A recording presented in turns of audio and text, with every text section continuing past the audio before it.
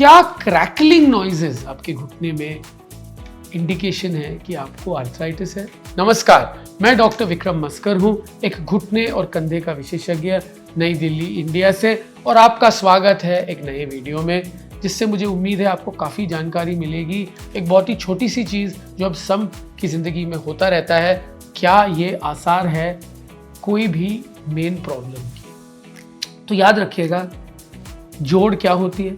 जोड़ ऐसे अंग होता है जहाँ पे 2 या 3 हड्डियों का मिलन होता है। तो जब मिलन होगी तो वहाँ पे मूवमेंट होती है। जब मूवमेंट होती है तो आवाज़ें आ सकती हैं, ठीक है? तो बहुत बार आपने ये देखा होगा, खट की आवाज़ जब आप ऐसे करते हो, टक टक टक, इसका क्या मतलब है? नाउ, जोड़ को ल्यूब्रिकेटेड रखने के लिए ऊपर वाले ने साइनोवियल फ्लूइड या एक ल्यूब्रिकेंट लगाई है। उस ल्यूब्रिकेंट के अंदर नाइट्रोजन, जो एक गैस होती है हमारे वातावरण में, उसके बबल होते हैं। नाउ, जब आप मूवमेंट ऐसे चीज करते हो, मूवमेंट करते हो, तो कभी कभी ये बबल्स जो है ये फट जाती है।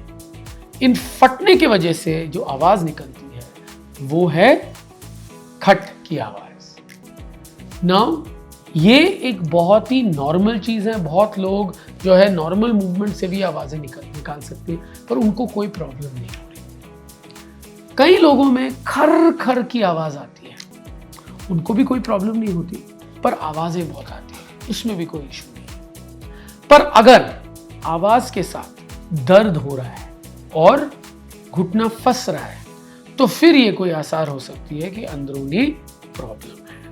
और अंदरूनी क्या प्रॉब्लम हो सकती है?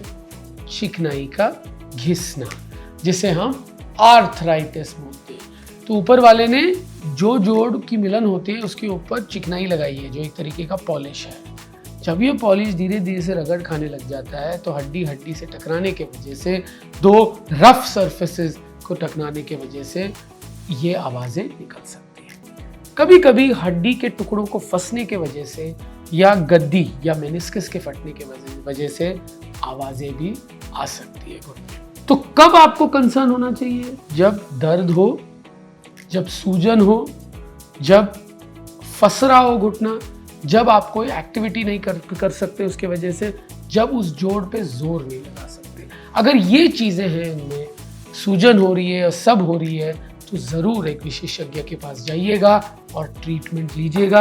इसकी इन्वेस्टिगेशंस होगी, एक्सरेज हो सकते हैं, सीटी एमआरआई हो सकती है, पता करने के लिए कि ये क्यों हो रहा है। दर्द और क्रैकलिंग जो है वो कौन से सिचुएशंस में हो सकती है? एक तो ऑस्टियोआर्थराइटिस, जैसे मैंने आपको समझाया था, बुढ़ापे के वजह से, घुटने के घिसने की वजह से, चिकनाई के खत्म होने की वजह से हड्डी हड्डी से टकराता है और आवाज़ें आ सकती है। दूसरा है रूमेटॉइड आर्थराइटिस। ये एक बीमारी होती है जहाँ पे बदन अपने आप से ही लड़ने लग जाता है। जब लड़ने लग जाता है तो वो खुद ही अपने कार्टिलेज को ख़त्म करने लग जाता है, जिसके वजह से ऐसे आवाज़ें, सूजन, बुखार भी हो सकता है। तीसरा है मेनिस्कस इंजरीज। कभी कभी गद्दियाँ होती हैं घुटने में, हम सब में। ये गद्दियाँ क्या करती हैं? लिगामेंट का हेल्प करती हैं, सहायता करती हैं। और दूसरा, शॉक अब्जॉर्बर की तरह काम करते हैं। मतलब जो चिकनाई होती है हमारे घुटने में, उन पे जोर ना पड़े उसका काम करते हैं। जैसे मोटरसाइकिल में शॉक अब्जॉर्बर होती है ना, कार में शॉक अब्जॉर्बर होते हैं, वैसे घुटने में भी शॉक अब्जॉर्बर होते हैं, क्योंकि बदन का वजन जाता है उसमें। ये गद्दियाँ फट सकती हैं। जब ये फटती हैं तो ये फंस सकती हैं, जिसके वजह से आवाज़ें आ सकती हैं। चौथा कारण है कार्टिलेज इंजरीज। कभी कभी चोट की वजह से कार्टिलेज का टुकड़ा, चिकनाई का टुकड़ा टूट सकती है, फंस सकता है, जिसके वजह से दर्द और सूजन हो सकती है। तो कौन से जोड़ इफेक्ट होते हैं? कोई भी जोड़ इफेक्ट होता है। कंधे से लेके एडी से लेके कूला, एल्बो, कलाई, कंधा, सब जोड़ इफेक्ट हो सकते हैं। छोटे जोड़ हाथों के भी इफेक्ट हो सकते हैं। तो आप खुद कैसे डिसाइड कर सकते हो? अगर बस आवाज़ है, दर्द, सूजन, फंसना नहीं है, तो आप छोड़ सकते हो। अगर दर्द, सूजन, फंसना, जोर ना लगाने की क्षमता, ये सब हो, तो ज़रूर डॉक्टर के पास जाइएगा। तो डॉक्टर क्या करेगा? डॉक्टर हो सकता है एक एक्सरे करे, एक एमआरआई करे, कभी कभी सीटी स्कैन भी कर सकते हैं, अल्ट्रासाउंड कर सकते हैं, देखने के लिए कि इसकी डायग्नोसिस क्या है, ये क्यों हुआ है। उससे पहले वो एग्जामिन भी करेंगे आपको, एक बार देखेंगे आपको, देखने के लिए कि जो लक्षण आपने नहीं देखा क्योंकि आप एक विशेषज्ञ नहीं हो, क्या वो पिकअप कर सकते हैं।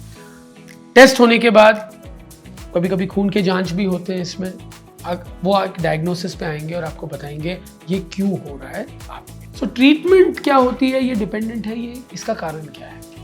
अगर ये आर्थराइटिस है तो कभी कभी जस्ट फिजियोथेरेपी, कभी कभी injection, tablet and later cases में ऑपरेशन की भी ज़रूरत पड़ सकती है। घुटने का प्रत्यारोपण या पार्शियल नी या HTO depending on age of the patient. अगर कोई रूमेटॉइड एक्सेट्रा की बीमारी हो तो उसके दवाइयाँ होती हैं। अगर गद्दी का प्रॉब्लम है तो दूरबीन के द्वारा, जो आर्थ्रोस्कोपिक सर्जरी है, गद्दी को रिपेयरिंग हो सकती है। अगर कार्टिलेज की प्रॉब्लम हो तो हम कोशिश करते हैं कार्टिलेज को वापस जोड़ें, या अगर बहुत छोटा सा टुकड़ा है तो दूरबीन के द्वारा उसे हम निकालें। मुझे उम्मीद है इस वीडियो से आपको काफ़ी जानकारी मिली है। खटखट की आवाज़ जो घुटने से आती है उसके बारे में, उसमें आपको कब डॉक्टर की सलाह लेनी चाहिए, इसके कारण क्या है और इसका ट्रीटमेंट क्या है। अगर आपको मेरा वीडियो पसंद आए, please like and subscribe to my channel and please follow me on Instagram. For those who like English content, we have a new English channel with similar content. Please do like, share, and follow the channel. Thank you.